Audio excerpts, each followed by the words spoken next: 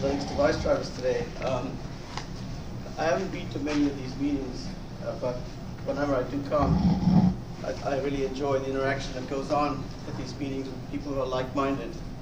And I was flabbergasted to see so many people signing up for this. I thought it couldn't possibly be because of me, because nobody knows me. So the only thing I can attribute this to is the fact that it's New Year 2012, all the very best to everyone 2012. And I hope that this presentation is at least going to inspire you for 2012 a little bit. Let me tell you a little bit about my background. I did my undergrad in New Zealand. I'm a Kiwi, yes. We won the Rugby World Cup. For those of you that don't know what rugby is, come and talk to me later on. I'll tell you what it's about. It's better than football, trust me. We won the World Cup in '87 and 2011, so it was a long gap. I did my graduate degree in Carnegie Mellon. I was a faculty there for 5 years, and then I joined Texas Instruments to try and make a living. So far it's been going reasonably well. So what I'm going to talk about today, as dry as a topic as it might be, it's really not. And hopefully at the end of this presentation you'll see why it's not such a dry topic. Can everyone hear me okay? No problem, right? Great. Just for my interest, how many of you have written device drivers? A bunch of you, great. Unix systems or non-Unix systems? I wrote a couple USB drivers for some Android platforms, but that's about it. Fantastic. And did someone say non-Unix? Yes. I did embedded development on FarLab. I've never heard of that. Yeah. So, is it? Okay. Well, for those of you who have written device drivers, you probably have some appreciation that this is not a topic for the faint-hearted in some sense. But hopefully what you're going to see today is that times have changed quite a bit. I'm not about to tell you that it's shrink wrap, you can do this in 5 minutes or 10 minutes or any fixed amount of time. But my goal today is to try and take the magic out of what was considered to be one of the most difficult endeavors in our profession. And most people would agree with that statement, and you'll see why.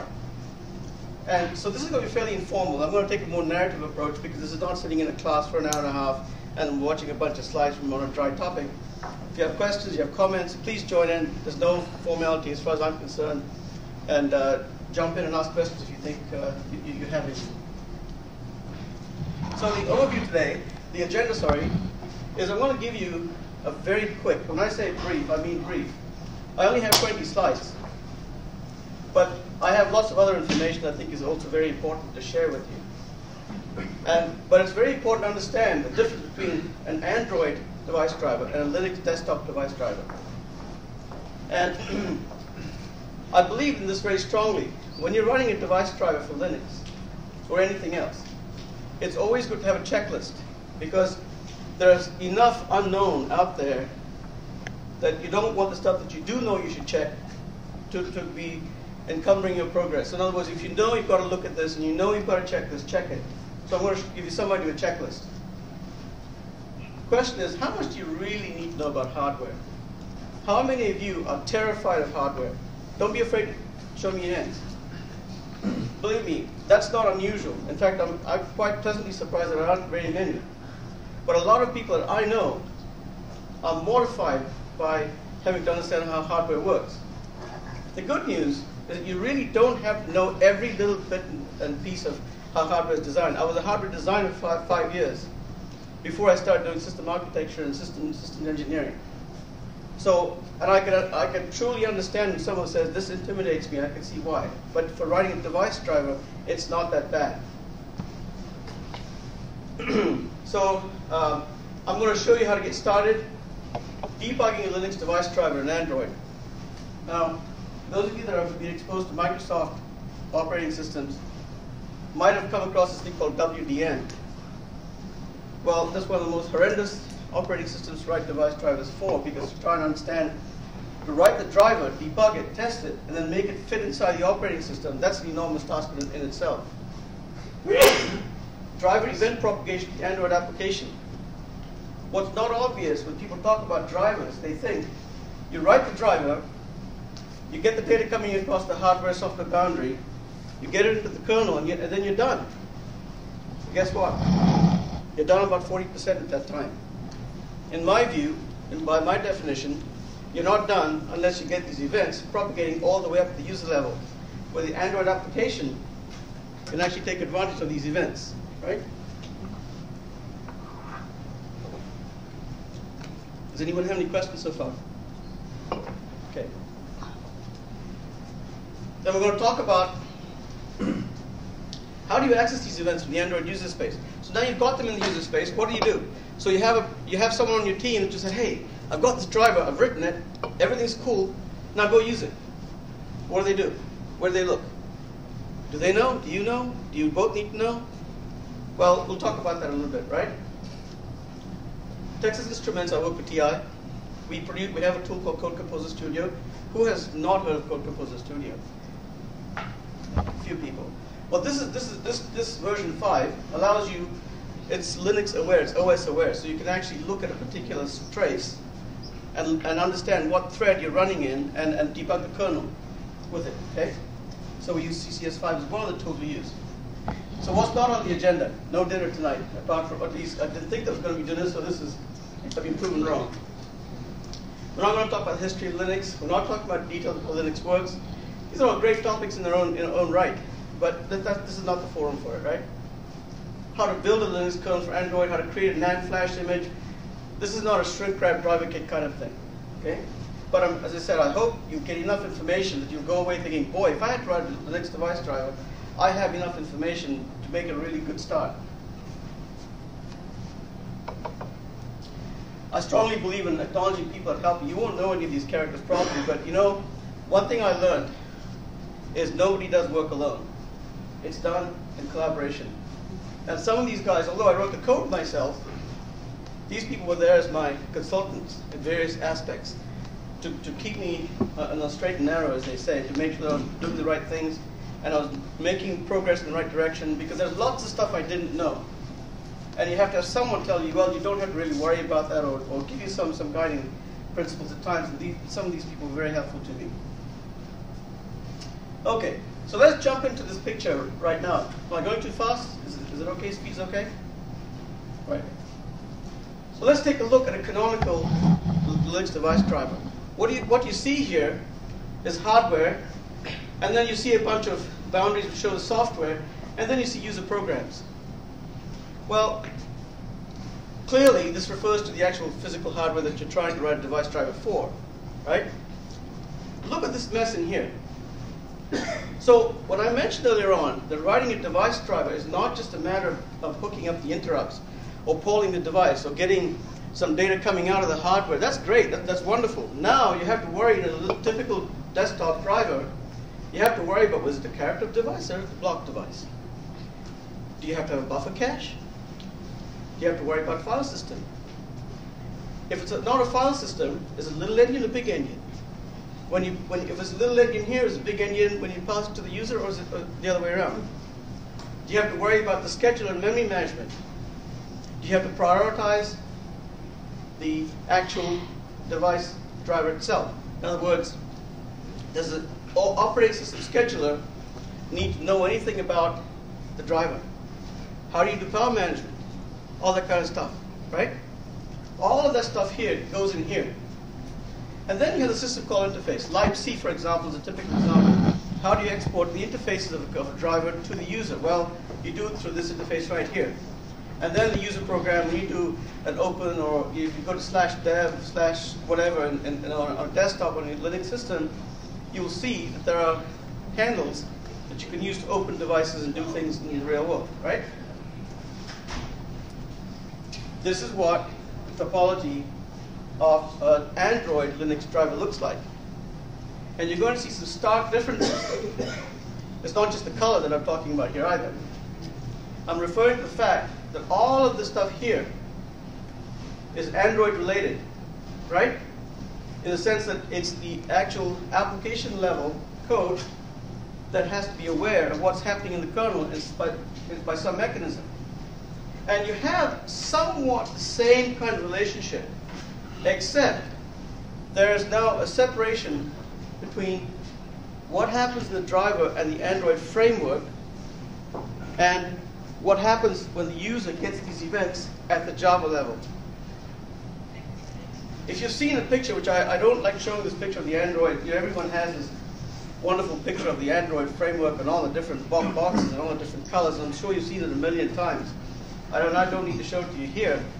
But what they're trying to tell you is that from the hardware up to the application level, where the user's writing an application program, there are these different layers that it goes through, and they're separated by framework, libraries, and kernel. Make sense? So what we're going to do is we're going to look at this in a little bit more detail. And all the topics on the agenda relate to how you get data from a device and pass it up to the client application.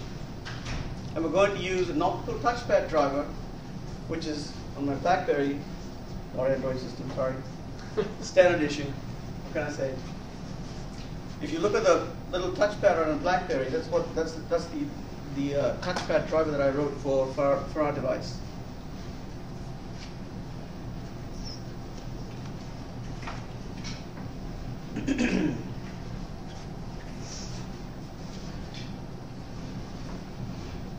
Following on a little more detail, if you look at this diagram, the hardware, there's a piece of code called the device driver talking to the hardware. It gets passed into the kernel input layer. There's an input reader thread, an input dispatcher, and the client application is interfacing with these pieces of code. So what I'm trying to tell you here is that in the case of what typically happens, there's some mechanism that has to interface with the kernel, which is part of the framework, and then the client deals with the framework and has some service, if you will, that actually takes the data from the input queue or writes data to an output queue and interacts with the device through those queues. Is that okay? Is that making sense? So when I started working on the touchpad, the first thing, my manager, I don't know, is Rob Jenks here? Is he? He's not. My manager said he was going to show up. And so now I can say things about him seeing he's not here. No, he's a very nice chap. So he came to me and he said, look, we need someone to write a device driver. Would you like to write this driver? I said, I've never written one. He said, take a shot. I said, okay. So sometimes it's actually good to not know what you don't know, because if I knew what I know now, then what I know now, I'm not sure I've done it. But that's besides the point. So you have to have a machine running Linux where kernel resource is installed. So let's go through this. In the Android world, Google releases Android, and they make it available through some mechanism. It's called Git. Now, you have to have a version of Git. You have to have all the tools related to Git installed so you can download from the Git repository. It's like ClearCase or any other configuration management system, but it's just different. You need to have something to develop on, obviously, a piece of hardware that you can physically connect your device to. In my case, a touchpad. So I was given, what was given to me was this box with this EVM and a little touchpad that's like that big. Here, this is what you give it. Write the driver for this, right? So those guys that I acknowledged at the very beginning, some of them knew all the other things I needed. So they told me, look, you're going to need to have some of the stuff. And this young man right here is one of the people that helped me immensely. He's one of my colleagues, Srinath. Srinath is one of the best Android developers that I know. And he gave me a lot of help in trying to understand what it is that one does when you hook up an Android system to an EVM. The JTAG emulated trace Lauterbach, there's just a debug tool. If you want to be able to step through the code and set breakpoints and look at what's happening when the kernel goes south, and it will, trust me, it will.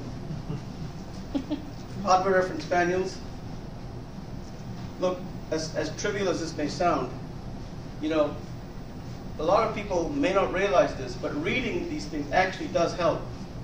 And I've intentionally brought the hardware reference manuals for the touchpad and the EVM to tell you how did I go about looking at this monstrous manual, figuring out what do I not need to worry about, what do I not need to look at.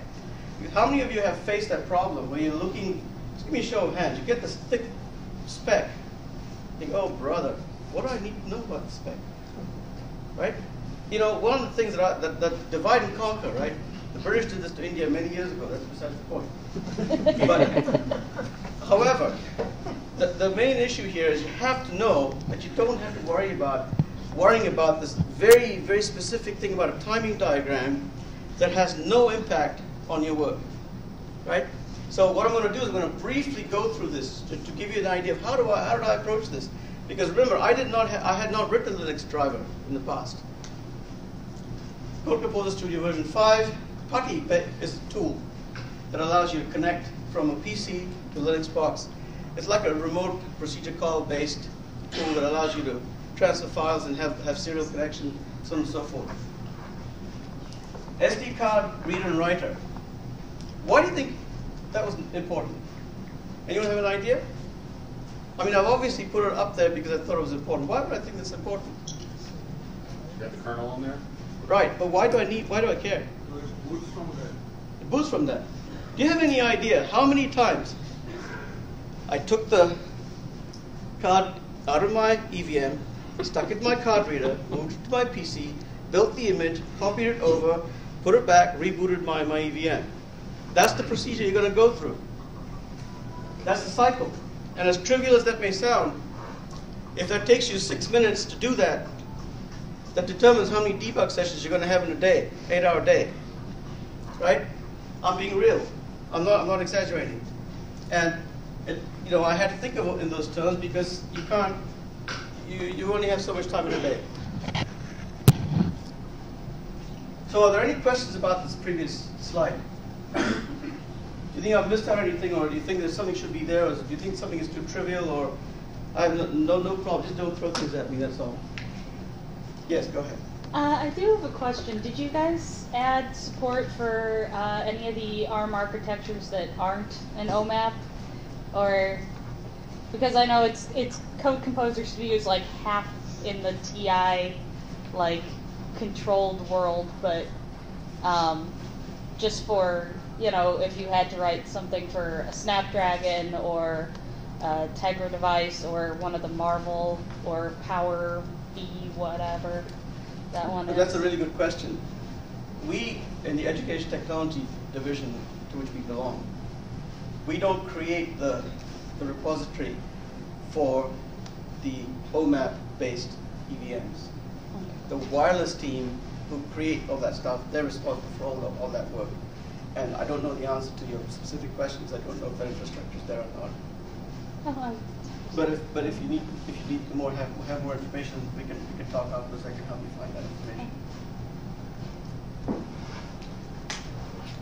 How much do you really need to know about hardware? Well, the more you know, the better. But one thing I would strongly recommend: really embrace hardware people, because believe me, you're going to need them. And they are really nice folks. Sorry, does someone have a comment?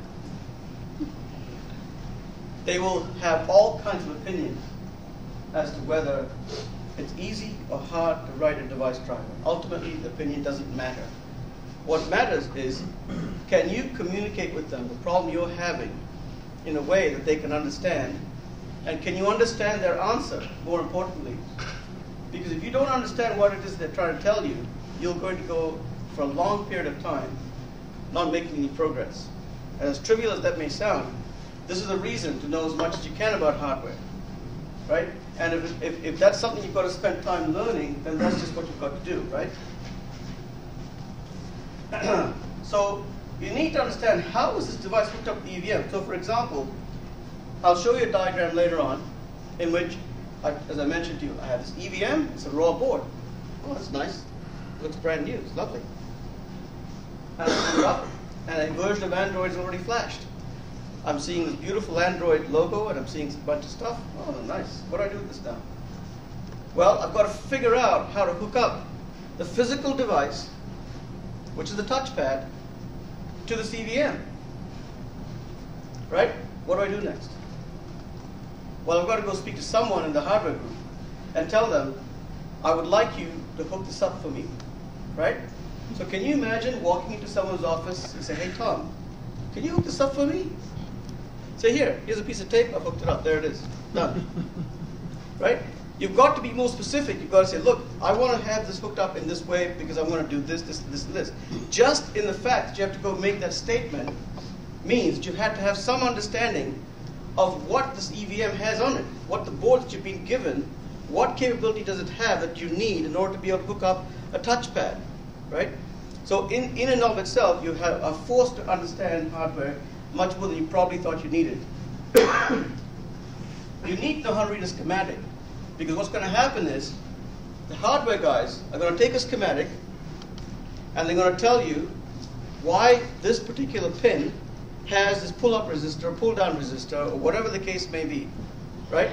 And if you don't know how to read a schematic, you're going to rely on them to tell you if they've done it right or wrong. And I'm not trying to impugn anyone's motives here. I'm merely trying to tell you that people make mistakes. They misunderstand things. That's part of our business, right? So learn how to read a schematic. Am I saying something obvious here, or is this okay? Understand how interrupts are working. Because you have edge triggered, you have level triggered, you have both, right? And you can have trigger on rising edge, trigger on falling edge, trigger on negative rising edge, trigger on negative falling edge. You can do all kinds of things. Depending on how interrupts are set up, you have to know, because when you start writing the driver, you will have to specify, if you're using interrupts, which you don't have to, but if you're using interrupts, you will have to specify how the interrupt is set up. Right? So you have to understand that. How to use an oscilloscope. You know, honestly, without an oscilloscope, it's going to be grief. That's all there is to it. Because writing device drivers requires you to have some idea of timing and how timing matters in the entire system after you've integrated the kernel and so on and so forth. And if you don't have an oscilloscope, it's going to be grief. So learn how to use an oscilloscope if you don't know. In fact, one of the best things you can do, in my opinion, if you're not familiar with this kind of stuff, go to the local community college. They have fantastic classes in the summertime, in the wintertime, evening times, on how to use all this equipment. Go take a course. It's going to be very useful. In my case, how to convince the hardware chaps that it is their problem. This is a tough one. Because once again, you will be faced with this at some point. Because there will be, I don't want to call it a confrontation, because that's not what I believe in, but there will be a time when you've got to be pretty solid that what you have done falls into enough, you've done things the proper way that you believe, that there's a strong reason to believe. And you're not going to back away from that there's a hardware problem. In my case, I'll tell you where in my case I found that issue, and I'll tell you how I dealt with it. I2C protocol and SM bus. Well, a lot of the drivers, by the way, that you'll find in Linux, I won't say all of them, but there are a large number of classes of drivers that use the I2C protocol. Who does not know what an I2C protocol is? Okay, an I2C protocol is a two-wire protocol. You have two wires, a clock and data. And it's a serial protocol, and there are many others like SPI, for example. And what the idea is that you have a slave and a master which share two lines. And the master generates the clock. And you can have either be a master, depending on whether the device you're talking to, for example, the touchpad that I was writing the driver for, it could have been a master or a slave. Some devices cannot be masters. So they have to derive the clock from an external source. Right? The second line is just data. So as you can imagine, you can't send data on the clock line, so there's got to be some kind of handshake that's going on that tells you when either can send and receive. Right? So you have to understand one of the most useful things you can do, and I would strongly suggest you go just read up on I2C protocols anyway, because you can find lots of information on the web that tells you how to work with this device. The SM bus is a generalized form of a serial protocol, and it's really the preferred way of using I2C. And what you're going to find is a lot of the Linux drivers that use I2C are actually SM bus. The reason is they hide some details of how I2C works, which is good, because really, there's no benefit when you really think about it from a purely academic standpoint, yes, but not from a practical standpoint, to know how I2C really works. It's well understood. There's lots of stuff out there.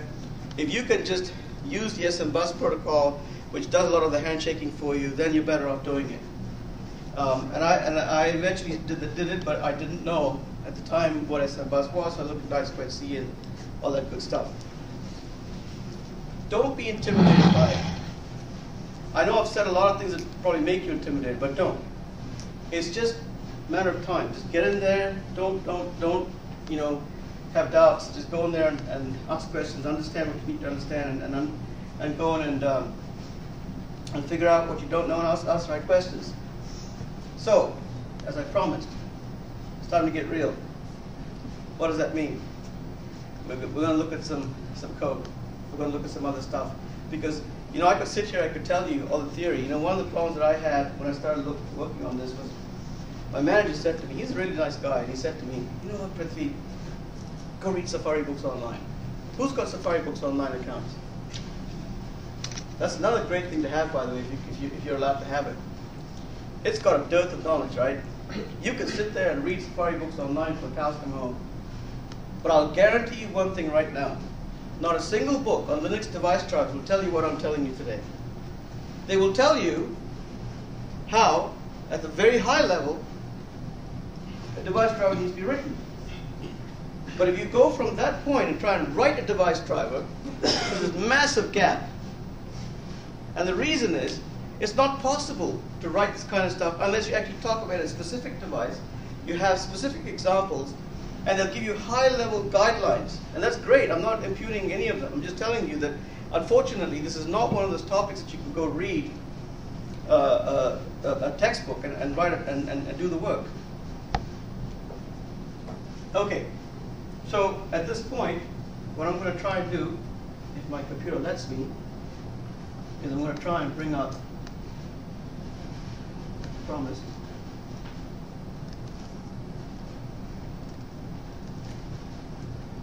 Bring up the spec.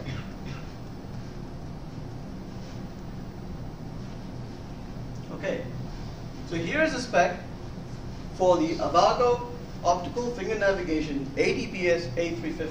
Sounds pretty impressive, doesn't it? It is pretty impressive. So if you look at the spec, it's got 57 pages, and you see this theory of operation, and you see all these nice little diagrams and all this lovely stuff, right? So you start, when I first looked at this guy, I said, you know what? Boy, 57 pages, I bet you I could read this in half a day and make my own notes. I started scribbling away, making my own notes on stuff. Then suddenly realized, what am I doing here? This stuff is doesn't make any sense to make detailed notes on this thing. I need to get a top-level understanding of what I want to do. So I told myself, what is my checklist? When do I reach my first milestone? What do you think? Let me ask you guys this. If you're writing a device driver for a new device, and I asked you, what do you think is your first milestone after you've got the thing hooked up? Let's say the hardware guys have hooked this up correctly for you. You've asked them to do something. They've done it for you. They've verified that it's correctly electrically. The electrical properties are all correct. What do you think is your first milestone that you want to reach? What does that mean? It's an input device. Make sure you can touch it and get some kind of feedback. Right. Exactly. Someone else said something here. I was going to say the inputs and outputs, knowing what you can send to it and what it's going to send back Perfect. to you. So in other words, to paraphrase what was just said, maybe getting an interrupt, maybe making sure you're actually talking to the right device. No, seriously, right? Because you hook this thing up, someone's told you, hey, my touchpad is here, it's hooked up, and you're getting interrupts. But what if you're getting interrupts with something else? How do you know? You're getting interrupts, right? So the first thing I did was I said, okay, in my mind I said, if I need to know that I'm actually talking to this device, that means I'm going to verify that it actually has been hooked up correctly. That means what? There are three things that have got to be hooked up correctly. What do you think they are? I think I mentioned two of them in the I2C interface, which are the clock and the data. One other thing, yes. Power. Power, sorry, power and, yes, correct, four things. Power and? Ground. Ground? Yes. Interrupt. Yes. Okay. Fine.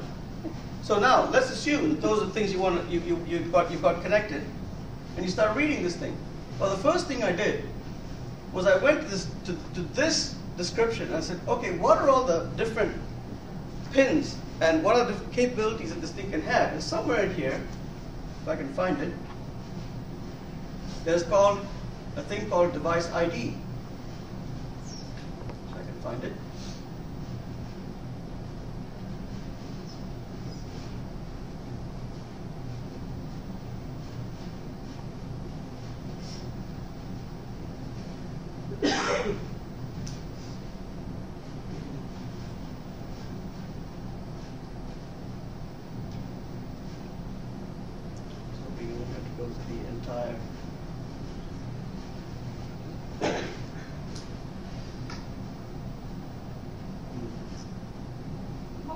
Product ID, right? Sorry.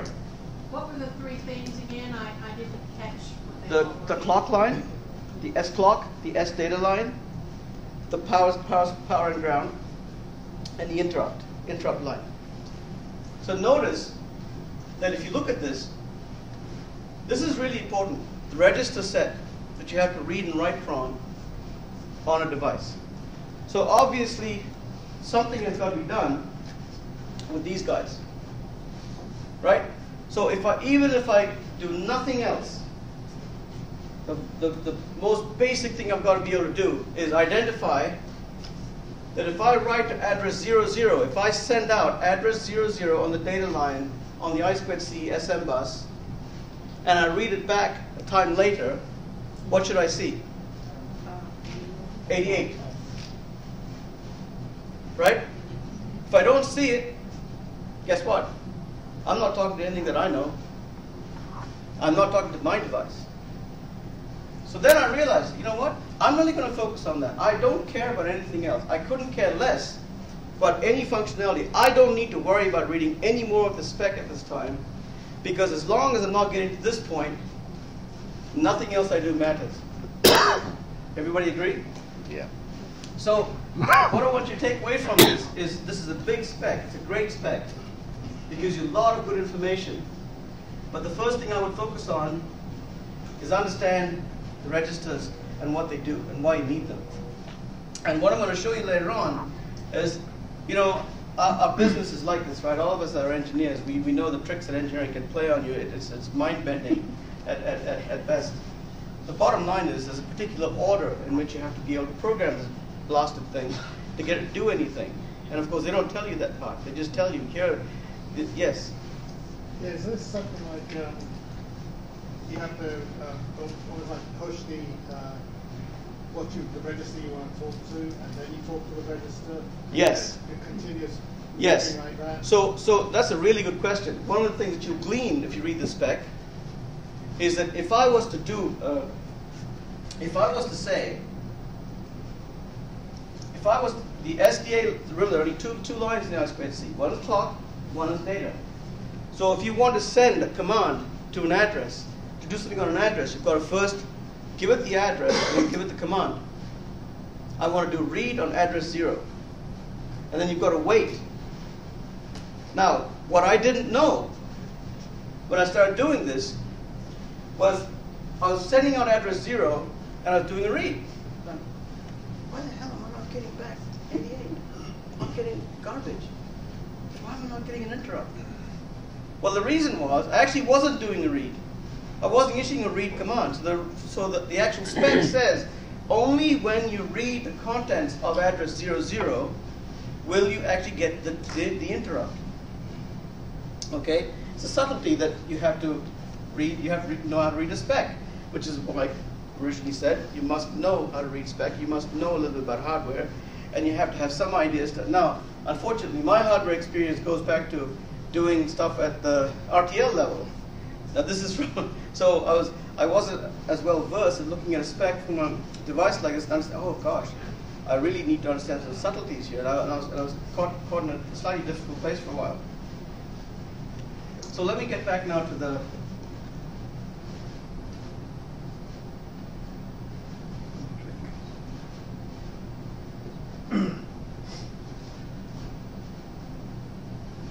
Okay. First, determine what this thing is supposed to do. So obviously, it's an optical device. It's an input device, and it's not an output device. In my case, it wasn't for both, right? Decide where the kernel sources should reside. So what you're going to find is, if you look at this, as trivial as this may sound, this, in fact, is actually quite a difficult thing to decide if you've never written a driver, because when you look at the driver sources, you'll see a whole bunch of directories and how they've been set up, and it's mind-boggling who thought of all this stuff. Someone brilliant obviously did. But the key thing is, I had to talk to one of those guys that I mentioned in my acknowledgements to ask them, where's the best place to place this driver? Because there is a way that the driver gets initialized the kernel, when the kernel boots up. You have to know how the kernel does things in order to know, well, does it make sense to put the driver here, or does it make sense to put it here? How should I configure? What kind of driver is it? When I'm debugging the driver, do I really want all the other drivers to be initialized? Because remember, if you're debugging this driver and there's a conflict with another driver for some reason, which I would kind of imagine what that would be right now, you're going to have a problem debugging this guy. So you've got to go into the kernel and say, okay, I don't want any other drivers configured during this build. And you have to know where you place your driver, right? This is why you need to know where to place it. These two files, kconfig and makefile, I'll show you them much later on. These guys are guys you have to edit and tell the build system how to build your driver, where the build process is going to get built, and what kind of driver is it, okay? So, very important. I'll show you this block diagram in a second. That just means it's this place that I put it somewhere for our group members to look at. But you know what? Draw a picture of the actual, as trivial as that may sound. For me, I had to draw a picture to understand exactly what am I doing here. Which is why I want to go back to the spec that I wrote.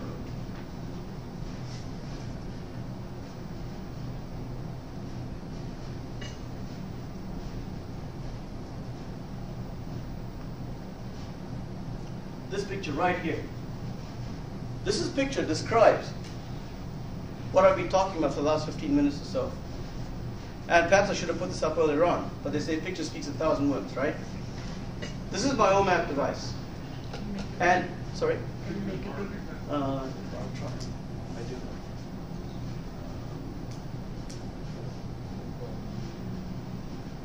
Anyone know how to make it bigger? Go to View tab and then Zoom. Control plus, Control plus, Or just slide down it. there. Yeah. Oh, there we go. Thank you. Appreciate it. So take a look at this guy. So what this is saying is, the OMAP processor on my EVM has a built-in I2C interface. It has an SCL and SDA line, two lines.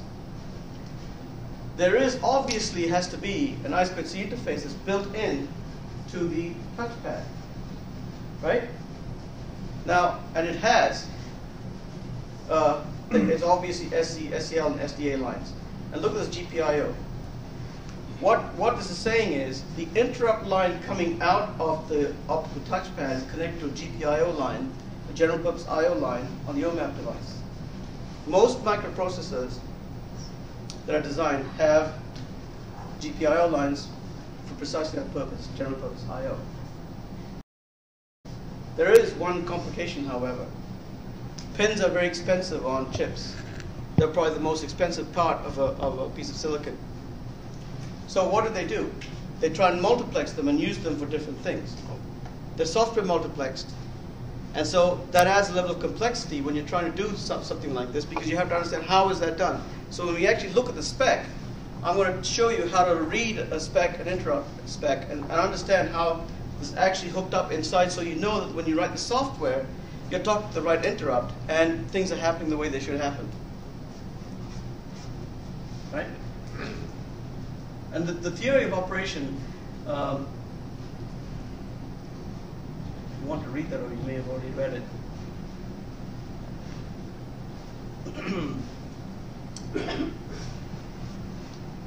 Basically, this is to give you an idea of how I captured this in the spec because I thought it'd be a good idea for people who want to read a description of how it's done without having to go through the entire rigmarole of what I did. To be aware of they can quickly understand what's happening. I think here.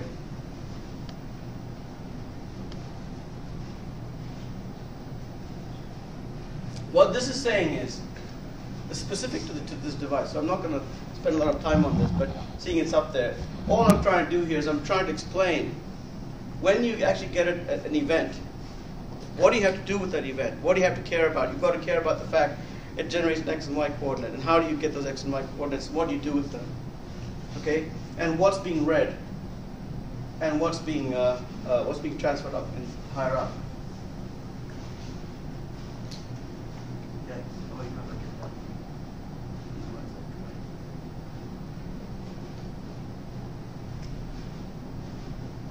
Are there any questions so far? Is everything okay?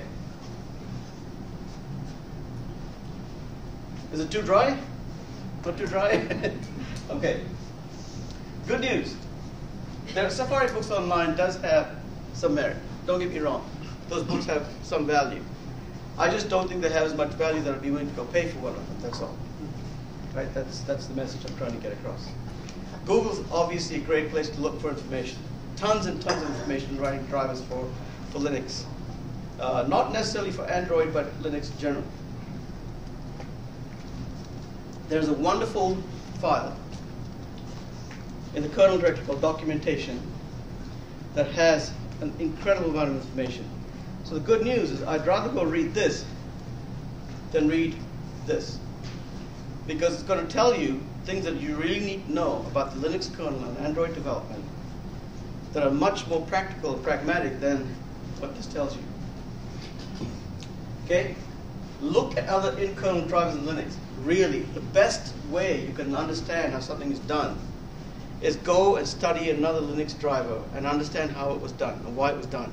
And when I show you some code later on, you'll see why. Okay? Most of all, don't panic. Okay? Because I can assure you that, everything new at the beginning seems like this is a big mountain that you have to climb, and might possibly be. But at the end of it, when you start doing the divide and conquer thing I told you about, and breaking down the problem to smaller problems, you'll get to the point where you're tackling each one of these quite nicely, and before you know it, you've got this vast amount of knowledge at your fingertips that you can go and exercise to actually get the driver done. This was supposed to be a joke, because kernel panics, right? You know what they are, right? Yeah. Why is this good? Why do you want the kernel to panic? Let's say now create this image with my driver, okay? And I've got I'm so excited. I've got the kconfig edited. I've got my makefile edited. I've got the kernel sources in the right places. I've figured out that I've got this very small little driver. All it does is it sits in the kernel. It's booting up. I know it's there, and I'm running. I touch my touchpad, and boom, kernel crashes. Would you rather have the kernel crash, or would you rather see a bunch of statements coming out but no crash? Which is better? Crash. Why? Because you can just, Well, you can see what's wrong with it. Exactly. Exactly. When the kernel panics, you get a stack pointer. You get a program counter. You get a whole bunch of information. You know exactly where the thing stopped and why it stopped. Then you can go back and say, aha, I'm dead. Which I did many times, because believe me, it was that way. I had to stay away from my wife on many occasions because she couldn't handle me being away after I had a kernel attack. Print K can get you a long way. You know, a lot of people say you've got to have these fancy debug tools. A lot of debug tools cost thousands of dollars.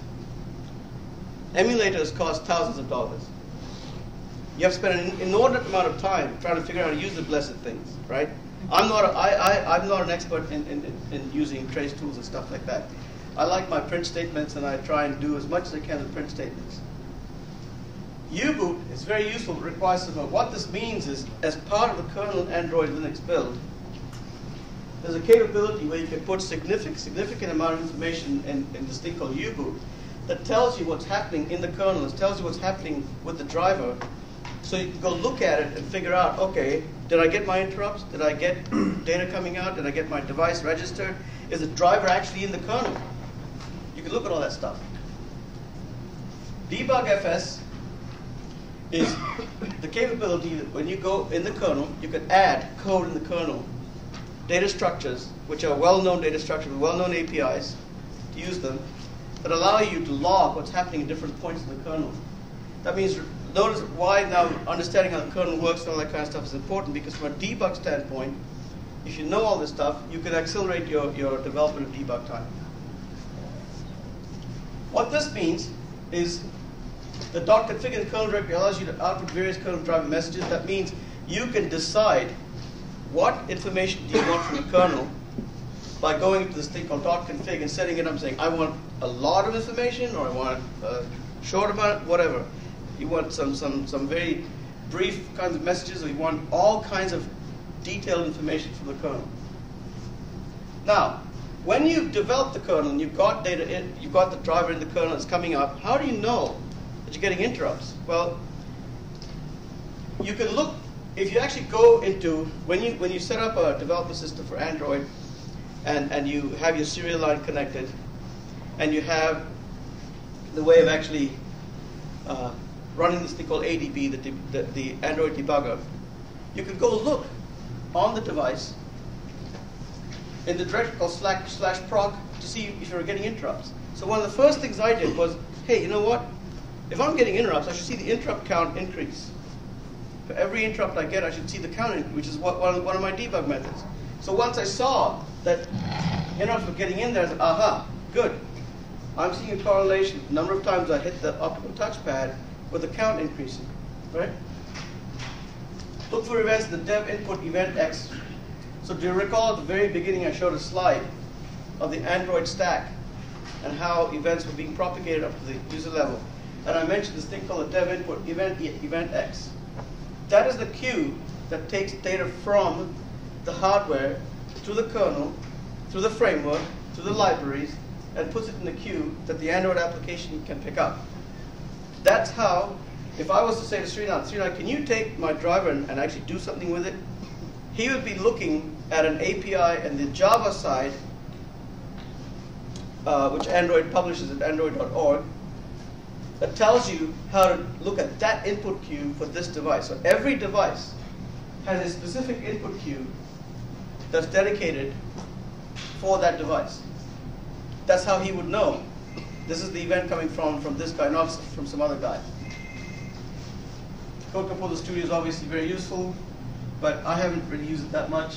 It's a little bit cumbersome because it's complicated to set up, but it's very powerful. There's a trade-off. It's got so much capability, it's unbelievable. So let's talk about how event propagation happens in Linux. Linux exposes an external uniform input event interface for each device. So in other words, when you want to pick up events from a driver, you can look up its event queue that you have to hook into from your Java code. Okay? Now I don't know how you do this in .NET or C# or whatever else they might support, but in Java there's no event queue with a Java API. The driver, first of all, in the kernel, once you've included in the kernel, registers itself. And I'll show you code after this in a minute, so it's not just all theory. And once it registers, one of the things the driver has to do, it has to publish input events that it receives. So obviously, the driver code that you write has to have an API which says, well, I've got this event. I've read some event from the optical touchpad. I've got these X and Y coordinates sitting in my kernel. What do I do with them?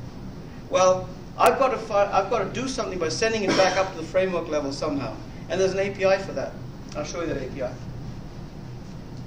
So sequence events for the device driver of the kernel is that the kernel probes the device. The probe goes back to BSD 4.3 Unix days where Unix devices are probed and they were attached. There's no attach in this case, it's just a probe. That means, hey, you know what? I'm told that there's a driver out there, there's a device and I want to know if the driver exists and if the hardware exists. It's a probe. It says, yep, I found it. Okay? It inputs the registered device. The input registered device says to the kernel, hey, you know what? I'm going to put this in a table. There's a table that the kernel keeps in the cache somewhere, which says, I've got all these devices connected. This is one of them. Third thing is you have to request an IRQ. Do you remember that I mentioned that the GPIO line is connected to an IRQ? Well, which IRQ? You don't know. If it's multiplexed, you can't possibly know unless you were the designer of the board and you, for some reason, had designed the board in such a way that it used a specific IRQ. So in the OMAP world, for example, and this is something you'll find typical, there is a board support package type of scenario. That's not really the right terminology, but I don't know what the right terminology is. But there's there's code in certain directories which are specific to a platform where there are these APIs. You can say, give me the IRQ for this GPIO line that's connected to this device. And the hardware guys and you have to agree as to which GPIO line they're going to hook up that device to, which is the reason, once again, I mentioned, befriend them, buy them lots of lunches, and I had to buy them Android devices in my case. No, just kidding. But the point is, you have request an IRQ and you get it, and you set up a work queue. Anybody have an idea what a work queue is? Yes. Work queue is a data structure that allows you to small tasks. What? Sorry, I couldn't hear that.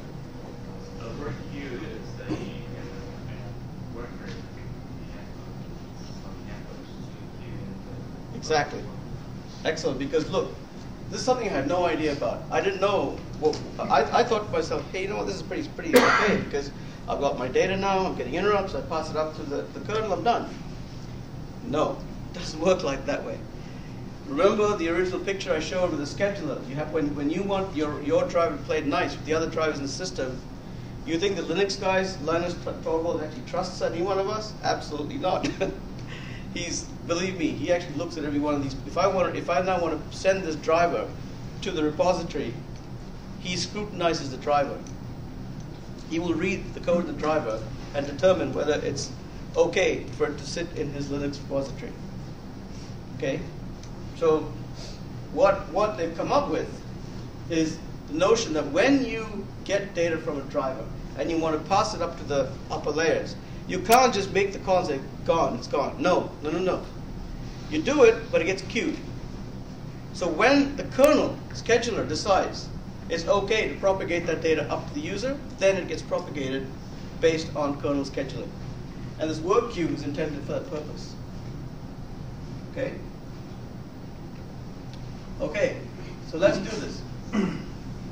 On receiving an interrupt, so the user pressed the touchpad, removed it, the IRQ handler is evoked, scheduled work is to propagate the event to the Android framework. These are the APIs that have to be called. Okay? Now the Android framework provides a JNI interface to the upper layers.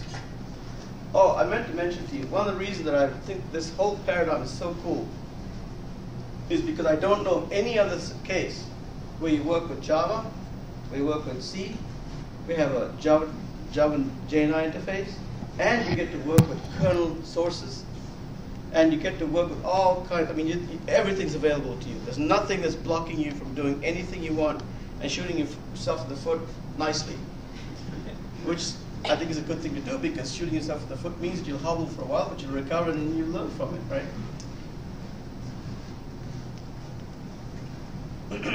So these are just some. I didn't want you to think that this guy's talking about all these event queues. What are they? So look, if you go look at these things, this code, it's all there. I mean, you can look at all of this. These are some idea as the event queue, the actual the interfaces that you need to do some of the things that are required as part of the driver interface. Okay, just to give you some examples. By the way, I didn't do any of the. I didn't make one thing. At the point where I handed off the driver, I did not write the user interface portion of it. I was on my way to doing that, but things got changed. The most important thing to understand is that the driver was able to send events to the queue, but there's still this other body of work that I mentioned. Once you get to this point, you've done 40 to 50% of the work. There's still 50% of the work to be done, which is not driver related, but to make it useful, someone has to take those events and do something with it. And these are the kinds of interfaces that you have in Java. Not Java interfaces, but I'm talking about APIs. So we come back to this picture, right? This is the picture we started off with, and we come back to this picture to give you an idea of here are all the dev input event interfaces you have to use, and this gives you an idea of where the data goes from the hardware all the way up to the client application. And the good news is, if you download the sources for Android, you can look at the framework. You can actually see these APIs, and you can actually look. I mean, it's going to be hard to trace through this stuff. What would be really fantastic is if you can actually trace to see, hey, what happens? Can I actually go through the code and look what code it touches? That would be a great thing to be able to do. I'm not sure. Maybe if we figure out how to do that, we could interest you in another presentation of some kind, if they let me come back. Am I taking too long? So after this, I'm going to actually leave. Let me show you some code right now. So you.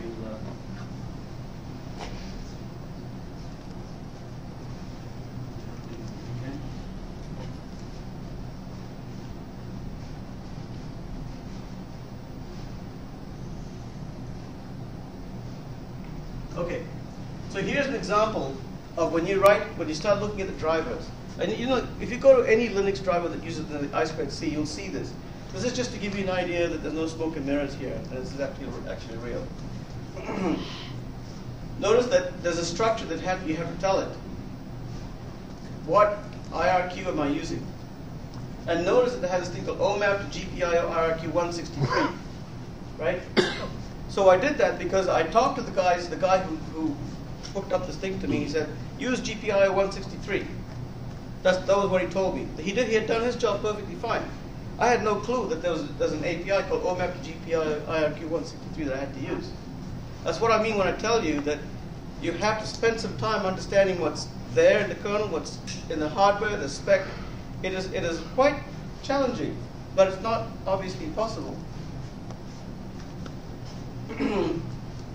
All of this is the initialization routine. Notice that it has an underscore in it. That simply means that this routine is going to be called by the kernel when the system comes up.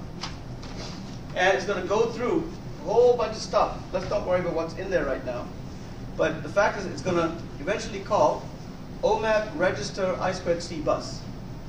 What that means is in the table, kernel table, on the I2C bus, it's going to look for a device, which is this device, at GPIO 163. Okay?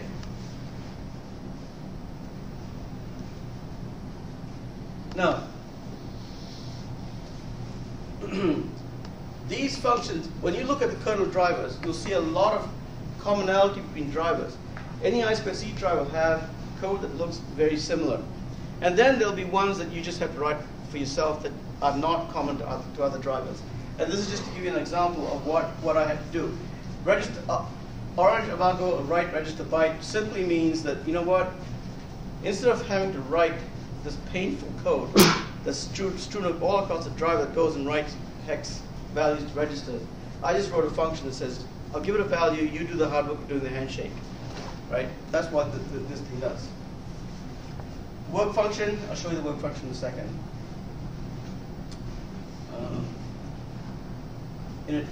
Okay, you remember I mentioned to you that when you first set up the driver, I showed you the spec which had the register table, and I mentioned to you that there are, I think, like 128 different commands that you can use. Well, and I also mentioned that the device has to be set up in a particular order. The reason I'm laughing is because this killed me. Just this part, getting this stupid thing to initialize, was unbelievably painful because it doesn't tell you that you must do it in a particular order. How the heck would you know? right? So what I had to do is I had to call up these guys who were the creators of this stuff and said, can you possibly tell me what the order is? And this is one of the challenges of writing a device driver, because you've got to call the manufacturer and tell them, look, has something changed? Because, you know, what am I supposed to do here? Because I'm doing what I think needs to get done, but I'm not getting the expected behavior. Well, they'll tell you, oh, yeah, remember you've got to do this first, and then, okay, why don't you just put it in your spec? Well, they just don't do things like that. I guess it's just not part of their way they work or something.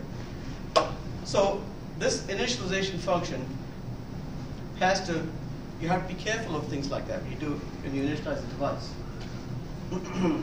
This is just the register byte function. Just tells you what a register byte does. How it actually, this is actually exercising the I2C protocol to figure out how do I write to a I2C interface, how do I get data back? Okay? Work function. So the work function, this is very important, because when you write a Linux device driver for it, especially for Android, now imagine now that you've got an interrupt. Interrupt happens. This guy's going to be called from your IRQ handler. Well, it's obviously very important as to what you do in here, because why is this important? If you're inside an interrupt handler and you're calling a function within it, why is it important how the function can be written? Anyone have any opinions? You don't want to tie up things at an interrupt level. Exactly. The golden rule of interrupt handlers actually is you should never call the function within it, right? I mean, that's what we've probably all been taught at some point. Well, guess what? That doesn't apply here. It's perfectly okay. In fact, you don't have a choice. If you don't call the work function from in here, it's not going to work. Okay? So clearly, the work function has code in it, and notice my lone print k. An example of how to use print k. So you get some information that you're in the work queue. Boy, I'll tell you what. When you get to this point, it's time to hang it up and go have a beer. Trust me, because this is huge. If you're getting data from the device and you're actually in the IRQ, you're this close, supposedly, from actually hanging it up and celebrating, right?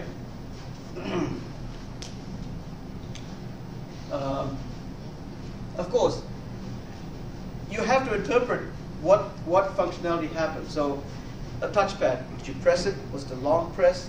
Was it a swipe to the right, swipe to the left? What was it? Right? So you've got to figure out all that stuff. And that comes from just looking at the spec. Now notice here you've got this thing called input report key and input sync. What do you think input report key does? Why do we need it here? Because remember, something's got to tell the upper layers that an event occurred and what kind of event it was. It has to queue them up. So it goes to that event queue that I talked about that the user ultimately is going to pick up and going to use when they write that Java code, right?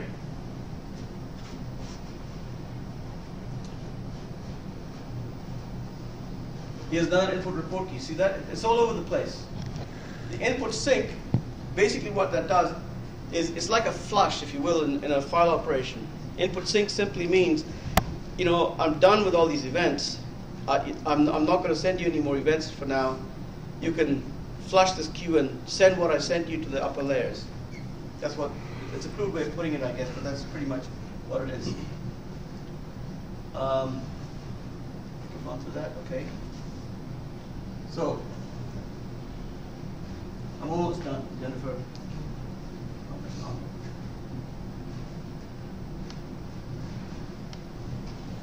Let me just show you one thing else, okay?